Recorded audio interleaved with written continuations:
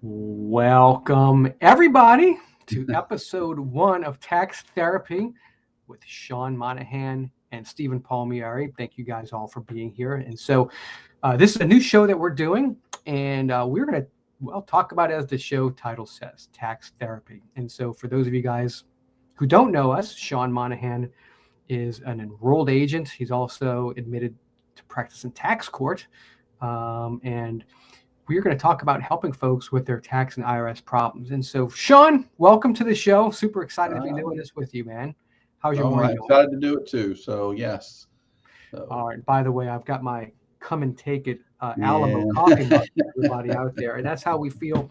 That's how we feel when the IRS comes a knocking, isn't it, Sean? Don't we kind of feel like come and take it? So that's a good segue into something, some good topics. Let's talk about that. So first of all, how in the world does a non-attorney get admitted to tax court? I think a lot of people would like to know. That's well, if you're an EA or a CPA, obviously CPA is the college degree aspect to get into some kind of accounting background, but an enrolled agent, quite honestly, is kind of the secret sauce in many ways. I think it's an awesome opportunity for people to pursue your career changer, but you take the 3-part exam. I think it's 3 parts now. It was 3 parts when I took it years ago. And you pass that, and what it does is it's really a license to represent people for tax problems, tax disputes, administratively. And so with that, we can dive in on that. So tax court is kind of its own specially created, and there's lots of courts like this, but they're created by Congress. Yes, you have the patent. U.S. Patent Office is the same way. Right. It's kind of like they're similar. Yeah. In the pecking order, you can't have criminal trials. You would have to go to federal district court. But it's kind of like Congress said, okay, most tax disputes are civil in nature. If you want to go political and talk about Hunter Biden, they were, that's a whole different conversation. But I mean, it's just an example of a tax dispute that could be viewed as criminal. Go to jail. I mean, if we want to get technical, I mean, as of 2 days ago, Hunter Biden has had the clemency of the presidential blanket pardon that went back to 2014. So I don't know what you're talking about as far as legally speaking. The man is squeaky clean. But so okay. But that's the criminal version, and that would be U.S. District Court. Department of Justice was the one that pushed that. Where 99% of tax disputes are in U.S. tax or in tax court, and that's a civil effort. Most people represent themselves as a pro se in the process. It's supposed to be very administratively reduced, and it is compared to the U.S. district courts, but it is not as simple as people think.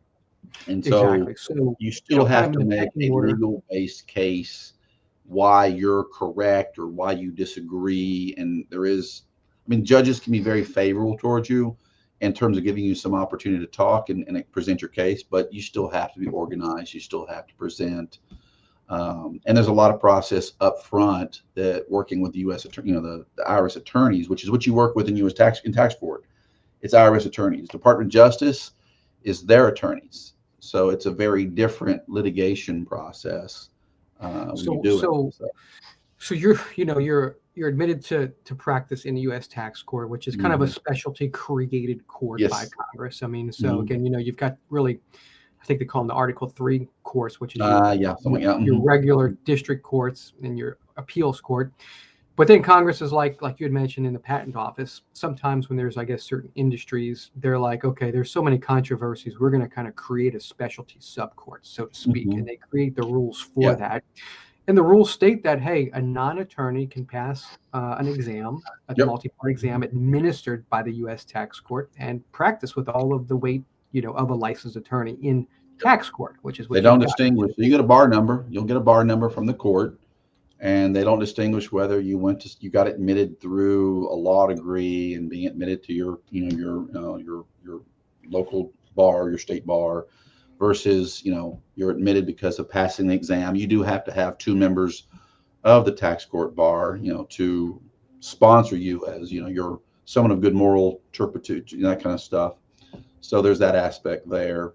But yes, you can get there, and it's not an easy course, as you know. I think it's like about a 20% pass rate for that exam, and so it's not a straightforward thing, but it's doable. I think if you're diligent like anything else, you can do it. So here's kind of the thing for our audience here, right? I mean, we can work with folks all the way up through tax court. I mean, the only thing that we can't do, what we would refer out, would be an actual district court situation, which, in that case, you choose certain, and there are certain things that have U.S. tax court jurisdiction and things that won't. So a 1040 tax, an individual tax, generally resides in U.S. tax court. You'll have others that go in there. And then there are some that just, and also it depends on the favor of your case and the amount of money you're dealing with. Is it worth to go to U.S., to U.S. district court? And a lot more cost, let's say, 50 grand just to get into U.S. tax court. I mean, district court for discovery and the things of that nature. Fees and just kind of your attorney's fees, things like that. Yeah. Where in tax court, the real goal in tax court is to get to someone more reasonable than you're getting through the administrative process of a normal resolution. Somehow it's broken down, whatever, and now you want to present your case to someone ideally more reasonable, i.e. an IRS attorney. You're going to have that. That's the real process. That's the practical side of it, is you're meeting with someone that looks at this and says, okay, I get it. I see where you're coming from. This doesn't make sense. You may owe some tax, but you just don't know as much as we think you owe, whatever that is. And that's the process. Yeah. A lot of judges don't want to sit there and go through receipts. You're not going to sit there and present receipts.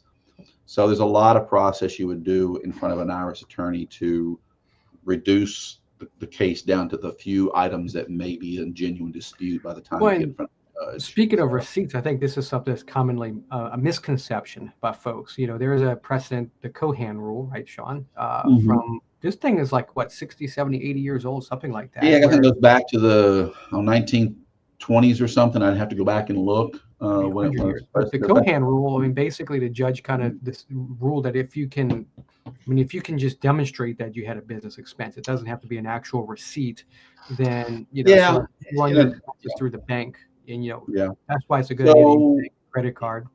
Go ahead. You can do some of that. And I think that the process there goes into the credibility of what you're doing. So I'll give the IRS does have a process to address that. So a common thing is people commingle personal and business transactions in bank accounts, credit card accounts.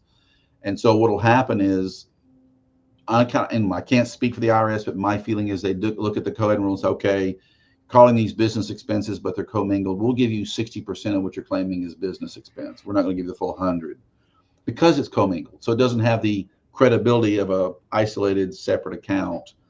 And so that's the kind of stuff that you can get into. I've had those cases where the appeals officer gave me 80% of what was in there. The client wouldn't Let's talk about that. Yeah. So we've got folks here who definitely have strong opinions to the IRS, just like we do. Yeah. So let's kind of talk about it. So, we talked about district court and then tax court, but below that, you've got the whole administrative thing. So let's kind of talk about like what our viewers here and how we can help them and the problem that they have. So you file a tax return and then. Or you don't, and that can cause a tax dispute. Or you don't. There you go. Let's just, so man, we're going to have a lot of episodes. Goodness gracious. But let's say, okay, you file a tax return and then, let's say you file a tax return and the IRS has something different in their records than what they're reading on your tax return. As an example, it could be it's on a different place than you put it. I mean, that's what gets to the skill of doing a tax return, and people discount that skill, and it is, if people, I'll give an example. You have a 1099-R, which is a form that reports a draw from an IRA or a pension. So, in my software, I click a box that says, is it an IRA? Or I don't click that box that says, is it an IRA? And if you look at your 1040, there's two separate boxes for that. And so the IRS doesn't look at all your 1099-Rs and go, okay, the total number in these two boxes is the same. They're actually looking to say that it should be in this box and should be in that box. And when it's not, then they send you a letter. They don't make the logical conclusion to kind of step back and see a bigger picture on that. And so that's where I would have to step in, or someone else, and say, explain, okay, this has really got put here instead of there, and there instead of here. And that's where you can get very lengthy disputes over that minutia. Right. So what you just described, and basically you could have a data entry error that the IRS is not smart enough to figure out. Exactly. Yes. You could have, you could have an omission. And an example could be, let's say, you were issued a 1099 for $5 grand for doing contractor work. The IRS has a copy of that 1099. That's the whole reason that these forms are really It's required. Big Brother telling on you. It's each one of us telling on each other what we paid them, that kind of stuff. Yeah. Exactly. They're narking out on you with a 1099. Yeah. So, but it could be the IRS has, like I say, a 1099. It could be any document, but as an example, a lot of people can relate to that.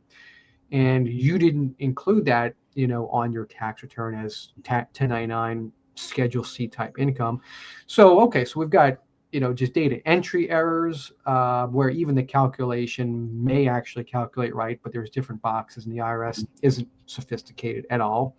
There could be just actual real errors where the IRS has, and then there could be where somebody filed a form like a 1099, which in itself is inaccurate, but the IRS has that, and then you got to deal with that. There's even bookkeeping issues, and this I haven't seen it in years because I haven't seen Groupon clients come in, but Groupon was a big thing, probably 10, 15 years ago. Put a Groupon out there, and your massage therapist wants to get new clients. Well, what did Groupon do? They took 30% of whatever that money was. And so let's just say it's $100. They're taking 30, you get 70 in the bank, but they're reporting on the 1099 the full 100. And so you're going, I only got $70 in my bank account. That's what I'm reporting. And it really should have been the 100 and then $30,000 in, say, marketing expense or commission or something like that. Well, then the IRS gets that 1099K, because that's what it's going to be, and goes, it's 100. We think you had $30 more in income, or 300 or 3,000 or 30,000, depending on how you do it. Yeah. And so suddenly you're like, there's that. So there's even things like sales tax. If you put sales, you're going to have sales tax in those numbers from your credit card processing. And so you've got to account for that. So there's all kinds of things you would want to do when you do a tax return. You might gross up your sales according to those numbers to avoid that. Do you know what we're describing here? By the way, Eric Fordos. Hi, Eric. He says, good morning from Las Vegas. Good morning, Eric. Thank you for talk about gambling if he's from Vegas. We'll talk about that. Right, Eric. Make sure you report W2Gs that you get from the casinos. W2G. Make sure you report those gambling winnings. But, you remember back in school, there was like the shepherd's pie that they would feed you in lunch. And what they would do is they would take all like the old leftover stuff from like the last week, and they would put it in what they call the shepherd's pie, kind of make like this new repurposed meal instead of throwing it away. I kind of think like of that. Like you have all this big pile of mess that goes into the IRS, and then like they just spit out the shepherd's pie. They spit out the notice, and then they're like, Well, yeah, and it doesn't come like tomorrow. It's not like everything's reported January 31st or February 1. It posts, I would say, roughly August of next year, 2025 or 2024 information will post by August of next year. Yeah. So you've already filed your return by March, you're sitting there, and then it will take them another maybe 6 to 9 months to verify and match. Then they send you a letter and you get it, and you don't, and it can be cryptic. A lot of these letters are very cryptic to, a non-professional, and they're looking and going, what's all this mean? And so then they either put it aside, don't deal with it, or whatever, but it ages. And even just the fact that it's a year later, you forget, what is this on my return? Things have changed. I forgot. I can't find the forms. Maybe you don't have the records anymore. So it gets very, very complicated. You can try to, if it's not your internal accounting, you can go ahead and try to pull an IRS transcript, and at least see what they. Well, you can. That's the really good thing now is the IRS has given the individual some tools, and even business owners are getting it now, where you can go into irs.gov and look for, log into your account individual and log into your account business, and you can pull these transcripts, which is a wonderful tool to stay ahead of this stuff. And you can pull it, say 2-3 times a year just to see if anything new's popped up on the last 3 years' returns. And you'll even see a notice, if you learn to read it, you'll even see a notice under examination. You'll see that before they send you a letter saying we want to audit you. So let's talk about that. So see how this thing is flowing. So, okay, so you do the tax return, and then as we've just established, there's a whole lot of ways where things can be jacked up, which, from putting things in the wrong box to just, omitting things. Missing stuff, bad record keeping, or even fraudulent reporting stuff on you. That's possible, these days, especially. So then you get the nasty letter from the IRS, so sometimes they're like, hey, we're just going to make this adjustment, right? We call that a CP 2000, and where they'll send you like hey, like we're not auditing you, but we're the IRS and you're not. And so, we feel as though this change needs to be made, and so we're letting you know that we're going to make this change unless you basically let us know within is it 60 days, right, Sean? They'll go around and around with it for a while, but there's no set number. But basically, most letters say 30 days to respond back is what they're kind of expecting. So, the point there, though, that I think, where we can kind of hone in on for our viewers is that, a lot of times we'll just ignore letters from the IRS. And that's a problem because a lot of this stuff does have deadlines. And so it is, and I get it, it's intimidating when you get something from the IRS because they are intimidating to most people, not to us, right, Sean? We whoop up on them. But, you're going to get these letters, and the IRS does have the authority to change tax return information. And so what I would say is, as much as I think there are definite abuses inside most government agencies, IRS isn't really that different. They're just something we all experience. But I'm going to say 99% or more tax disputes are caused by the taxpayer, by the client. You either didn't file a tax return, and they got all that information going, where's your tax return? We're going to make one for you. Or two, we see an error on your return. We sent you a letter, you didn't respond, or you owe money on the return you filed and you didn't pay it, and we want you to pay it. All that's created largely by the taxpayer or the client. Sean, I know our average listener here, they heard what you just said, and they were like, wait, what? Where you said that the IRS can create a tax return for you. And so let's talk about that. So the IRS, it's crazy. I mean, we have to pin it all back on Congress. Our Congress is crazy. But the IRS can do what's called a substitute for return, where essentially, let's back up even more. So there's a 10-year statute of limitations for the IRS to collect from the time that you basically file and they assess the tax on you. If you do not file a tax return for a year, that 10-year statute of limitations does not actually. Well, the 10-year, if you don't file, there's typically a 3-year for reviewing your return for an audit or some nature. And there's a little bit more they go beyond it if they think there's fraud. And there are some complexities to that interpretation of law. But basically, the rule of thumb is you file a return, they won't talk about it or come to you about it after about 3 years. And so that's a reason I tell people file a return anyways. That's your insurance policy. And that's what I say, getting some professional advice on filing a return ideally is just like you're paying for insurance for your car, insurance for your home. You're paying, let's say $2-3 grand for car insurance, depending on what you drive, where you live and how many you got. You're paying probably $2 grand for your home, and you're doing it to the hail damage and all that stuff. So same thing with a professional doing your return. At a certain point in your life is to someone's doing that to ensure that there's not going to be a problem, or at least they can answer it ideally if there becomes one, and you can go to them. And so the 3 years is that, and then once it's filed, if you have 10 years to collect, that's really how it goes. Right. Assuming you don't do things to interrupt that statute, which you can do things. There are certain procedures you can do to stop the clock on that. And that's always an analysis. You look at a client and say, do we really want to do this? Let's say 3 years from the statute being gone, and the 30, 40, 50 grand you got is gone away. And I've had a case like that. You should be able to get that information, if somebody's wondering, like when you pull your transcript, you can kind of. It's called the account transcript is what you would pull. It's different from a tax transcript. But the account transcript kind of shows the life cycle of everything that's on there. Now, you're not going to be able to calculate. You can kind of look at the date it was assessed and kind of take it 10 years forward and go, okay, I got an estimate. But there's a lot of stuff that could be on there that may have, stopped the time limit on that. And we'll call things like those pennies on the dollars, things that people see on the radio, offer and compromise. Those typically stop the clock. There are other things, certain kinds of collection hearings you can call for that can stop the clock. And so you be careful, because I've had a client, this is probably before pandemic, I think it was. Client owed 90 grand. And I said, he was like, what do I do? I want to call the IRS. I said, really, do you have the money? He said, no. I said, so let's look at the transcript. I think 90 of it was going to go away within, I estimate, between 40 and 60 days. I said, just, you don't have the money. What are you going to negotiate? And he says, okay. Literally, like we looked at it like 30 some odd days later, it was gone.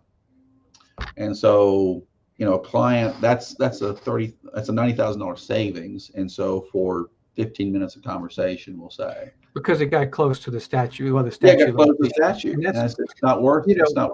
What are you going to do? Yeah. So and that's that's important either for folks watching who are non-filers, or if you filed but not paid the taxes. Where having that type of conversation with us, we can help you to kind of do a little. We can call it tax planning, right? But I mean, it's like you roll the dice, right? It's, it's just like on the credit repair and the debt side of things. It's like, okay, well, here we're in Texas. There's a 4-year statute generally for a creditor to sue you for a bad debt.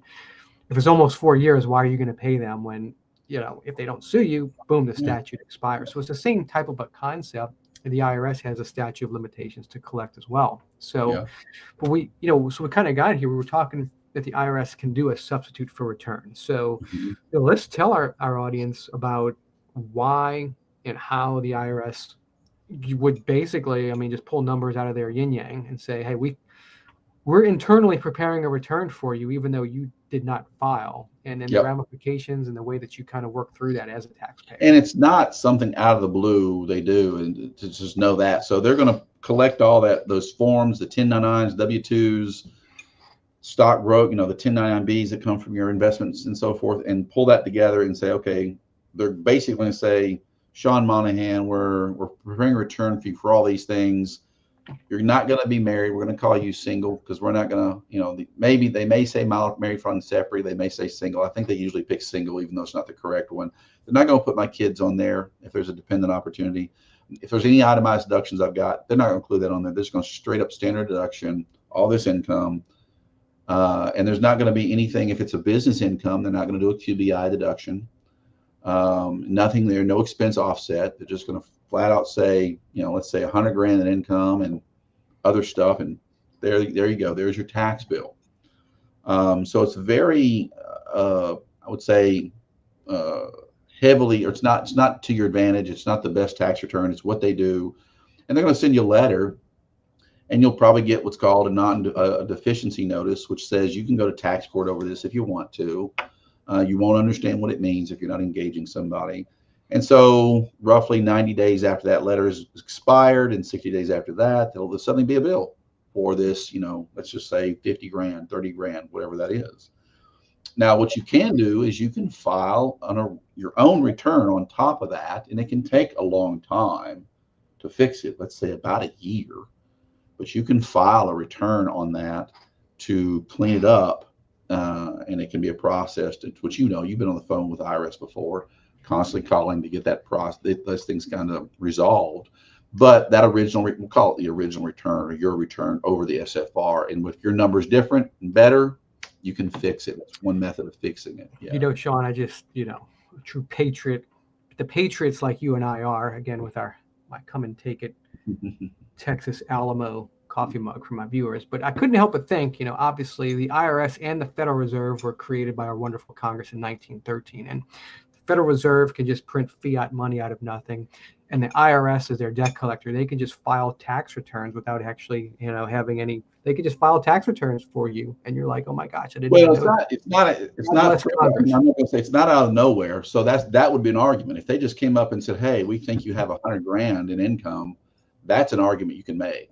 Where's it at? Now, what I would tell you is, here's a way they can do it, and you don't realize this, and this is how they've done it, like for mafia businesses and things like that.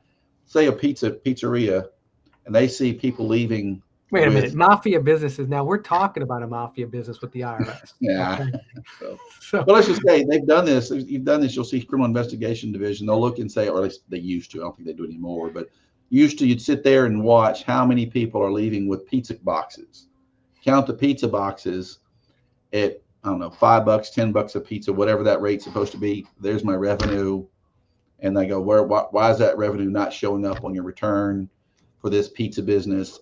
And meaning there's probably something else in the pizza boxes going on. There's something else going on there. You're not doing enough, that kind of stuff. So that's the other pizzas are going out through the tunnel, like in Pizzagate. They were using the underground tunnel to get rid of the other ones. But But they can. And so if you look at a house here in Texas, you live in a house, $500,000 house, and you're reporting $25,000 in income. Okay, the property tax alone is probably going to be $10,000 or something. Utilities are going to be 4, 5, 6 grand or more. So they can tally up real quickly and go, well, at minimum to support this lifestyle, you need to have this kind of money. So they can back into it, but that takes a lot more effort than the form reporting. The form reporting is done by computer typically, versus someone going and collecting the information on you and that kind of stuff. So yeah. So we've got the IRS, they can just create a substitute for return, and then, you can go ahead and refile your own. Okay, so you go through this process, and then, you get and it's not trivial to refile your own. Let's just make that very clear. It's not trivial. It takes a lot of work to get the return process and then to get the numbers adjusted and so forth. Yeah. Well, so let's kind of take the next level. Okay, so you would, the examination or the audit, as they call that. So, so I mean, first of all, when you get these notices with these deadlines from the IRS, okay, if the deadline expires, let's talk about kind of your average scenario, the 30-day or the 90-day or whatever deadline they give you to respond to their beautiful letter. What happens? Okay, so that expires, and then let's talk about the scenarios for the taxpayer if you just let that deadline expire without responding to it. Well, it depends on the letter. And we're talking more about something we have a question in return, and we want you to respond to our question. A line, a missing form, whatever. Typically, that's a 30-day. They're going to send you something on that. It's not considered an audit. It's not necessarily time sensitive in the sense that something legal is going to happen after that 30 days. They may probably send you another notice if that's the first one. And so that'll probably turn into something there. So it's not even an audit if it's just something like a form isn't found or mismatch. So in that regards, on the examination side, and I say examination, that group instead of the IRS, because there is a kind of what I would say a professional version of what's an audit, which has very specific procedures and rights to a taxpayer, versus what we might call a clerical error on your tax return, which they can just do and you don't have rights to certain things. But it's typically a 30-day response. If it expires, the worst thing really up front is you don't look organized. You don't look credible. That's the main thing. Now, if it's 35 days or 40 days, that's not the big deal. And if you send something in very organized and substantial to rebut it, that's not a big deal. So you do want to take the time to get organized and respond accordingly in an organized way. But if you're continually missing them, then the credibility starts to look bad, and that history will go forward with that case. If you go to tax court, potentially they could look at you that way in that regards. All that being said, I don't think it largely gets there if you got the right kind of argument put forth, but it can make you look. And if you're going to go and talk about commingled accounts with expenses, things like that, you just don't look as credible in the process. And especially if it is an individual who's on your case and they've been sending letters for 6 months, not getting a response from you. So that becomes a discrediting aspect to your resolution process, in my personal opinion. So we've got examinations, which is kind of like pre-audit, and then actual audit, which kind of has a separate set of rights. There's a little bit different there. That becomes more of where, that's what I would say. You can move some of these cases that we're talking about to the audit class by how you respond back and pushing it to where they have to go through what's called a deficiency procedure. And that's really what an audit does. When you start moving into what's called the deficiency procedures, that gives you certain taxpayer rights and of that nature, versus say a clerical error and things like that, which the IRS can just summarily do, and you don't have the rights to do much about it at that point in time.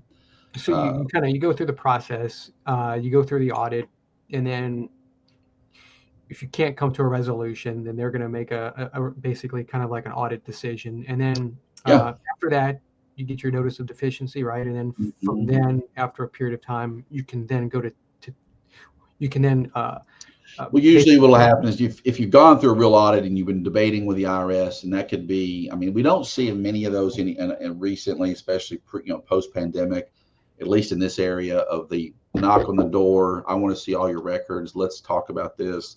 You tend to see that's the whole matching. That's becoming the much more efficient way to check people's tax returns. But there are cases, business owners, Schedule C owners, rental properties, things like that tend to bring up more of the audit discussion.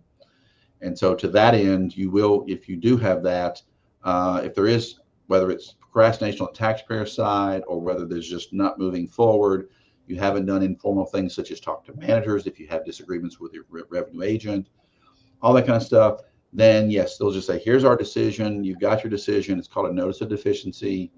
You then file with the U.S. tax court within 90 days of those dates. And that is very time sensitive to file that information. And you file it to get, and what will happen there is you'll file that with the tax court, and then the a notice or notification will go to the IRS office, attorney's office, and they'll reply to that. Usually it's a generic reply that says, we don't agree, we don't have knowledge, for lack of knowledge, whatever. It's a generic reply. And then from there, you'll then basically want to contact, you'll have an attorney's name on that response, that who you can contact, and then further discuss the case. And here's, I think, something important for our viewers, so throughout this whole process, even if you go through the exam and then they're like, well, we can't agree, but we think you owe us $30,000. So up until this point, still, you don't have to pay the $30,000 to go into tax court. But if you let the tax court, the time period that you can do that basically expire, well, there's always real court, we'll call it real court, district court, but you've got to pay your tax in this case. So district court, you have to pay, because you're basically applying for a refund. You're trying to do the refund way to get into the district court. So it's kind of like, if you think of it out there, folks who are watching this, you've got district court, just like for any controversy out there, right? But you've got to be damaged, which means you've got to pay the tax. That's available to you. But this whole process we're talking about up until then is kind of like just a fancy administrative process that Congress has essentially created or authorized, because this is such a complex mess. Well, the reason the tax court is the way it's designed is the vast majority. First of all, the records are largely going to sit with the taxpayer, the client, the taxpayer. They're the one that has the records of what they spent, where they spent it, was it personal, was it non-personal, all that kind of stuff. It really sits with them. So that's why the burden of proof in a tax dispute starts with you as the client, the taxpayer. You have to prove this wasn't income. So sometimes what's not on a tax return is as important as what goes on it. So for example, let's just say you sold a house for $1 million, but you bought it for $1.1 million. So you got $1 million transferred to your bank account when you sold that house, but it was a loss. So it's not taxable. But you want to show that that's where that money came from, so it doesn't go typically in the way of a gain, at least on a tax return. It may be reported in a certain way, but it's not there in taxable. So there's ways that you have to look at things and go, this is, that's how that's all works. And it's more than just simply, when an IRS agent's looking at your bank account and they see $1 million, and I'm exaggerating, of course, but $1 million goes into a bank account, they're going to say, well, we want to put that on your return. Where is it at? We don't see it somewhere. Maybe they do, maybe they don't. Whatever, that kind of stuff. We've got some high rollers. We're not exaggerating. We've got. Well, here you can sell a house for several $100,000, and that's reported to the IRS too. Your title company reports that. Yeah. And everyone thinks, oh, that's tax free. Not exactly. There's a lot of calculations you go. Well, and to your point, you'd given the example of I bought a house for $1.1 million, but I sold it for $1 million, so there's there's $100,000 loss. So, but if the IRS is going to have most probably the record of the $1 million sale, so on their record somewhere. But if you're not putting, kind of your basis cost, if you would, which you would kind of call that, if you're not putting the cost of it on there, then you're going to get a love letter from the IRS like, hey, you owe us for this $1 million gain because we've got a $0 basis. So it just kind of happens a lot. That's a common TurboTax, or we don't call it the self-prep mistake, because they go, well, it's not supposed to be taxable, so I don't put it on there. Or really what happens is the title company gives you your contract of sale, and there's a little clause, this is a substitute for the 1099-S. And so most people don't even realize they sell something in June, that's got to go to their tax professional or put on their return next year when they do that. Even if they sold their home and then they bought another one, they still have to report that sale for what it is. Yeah, and because to your point, if you're basically married joint, you can you've got $500,000 in gain on your home sale that's non-taxable. But in the example that we just talked about, well, everything is relative. Okay, so I mean, if you sold the house, sold it for $490,000 and you report it with no basis, well, you're still under the 500,000, so it's not going to trigger. The IRS won't know it's a personal resident.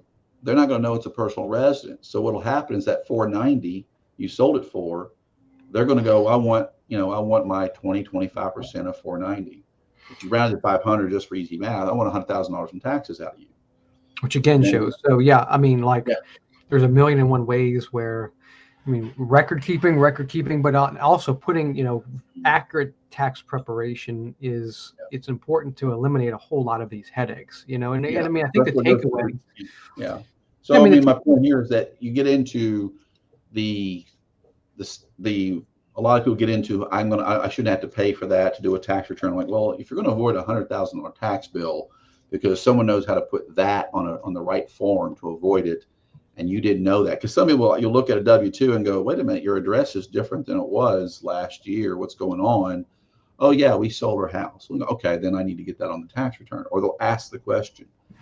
And the best way to show how people don't know how to tell a tax return is to go, if they'll ask me, what do I need to give you to do my tax return? If you're asking me what you need to give me to do a tax return, you probably really don't know how to do your tax return, because you don't know what information you have to do your own, which is what you would give me for me to do it for you. And so you're probably just kind of, Sean, look, we can validate that by talking about, even a lot of the IRS folks don't know how to do a tax return. No, and they don't. And I mean, even the attorneys will say, I don't know how to do a tax return. And I've done that as a part of the resolution process. I've prepared it, there's a case I did that was, I think it was about $1 million plus in tax court, where I did the tax returns because it was several business entities flowing into some personal, and I did all these various returns as the IRS's position was being presented, and the client actually got a refund, like a $250,000 refund, instead of owed the $1 million they said. And there's a lot of nuance to it that goes beyond this, but the point being is that just doing the tax return and walking the attorney through it, and then he goes to his superiors, they say, okay, we see this, okay, yeah, we agree. That's how it would be done on a tax return. So tax preparation skills is a professional skill in its own right, and many people discount it. Even tax professionals discount it. Well, so you've got the tax preparation, to your point, but then also you've got, kind of tax resolution, and then tax support. I mean, they're all kind of their own nuanced skills, because you can, let's say a tax attorney, okay, a legitimate licensed tax attorney, they can, if they're registered in tax court, they can do tax court issues before it gets to district court. But if so let's say you go to an attorney, a tax attorney, or maybe just some regular attorney, and you've got this letter for like $100,000 that the IRS is trying to collect. It's pretty scary. They can research the law, look at the letter, and certainly they're licensed to practice law. But if they don't understand the underlying tax return and how all the boxes are populated, there's a part of the skill set that is just not their specialty. Well, there's also, just like there's language you're going to use that just perks the understanding internally to the the IRS themselves. You're using their lingo in terms of how you respond. You're referencing, obviously you can reference code sections and things like that. You can get way too technical, but you're still referencing things that highlights how they should understand it and fix it. So, it would be like trying to go to U.S. Patent Office and trying to argue that I don't know the language. I can spend the time investigating and do all those things, but I would not know, the nuance of how this particular department inside the patent office operates. And how the lingo would be done to explain them. You're not going to just say, hey, this is wrong. See, it's a lot more nuanced than that, to be honest. Yeah, exactly. Yeah, and I mean that's kind of, I think, really the takeaway.